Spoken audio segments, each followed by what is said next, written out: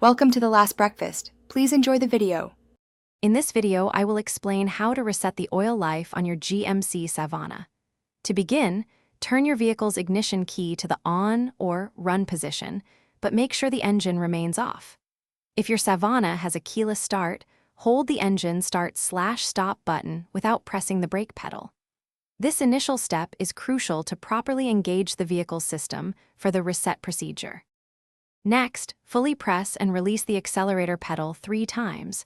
It's important to do this slowly and deliberately, ensuring each press goes all the way down and up. You must complete all 3 presses within a 5-second window. This specific sequence signals the vehicle's computer to initiate the oil life reset process. Don't rush this step for the best results.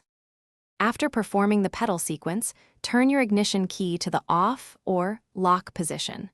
Then, start your engine to confirm the oil life indicator has successfully reset to 100%. If the change engine oil message or light reappears, the system has not reset.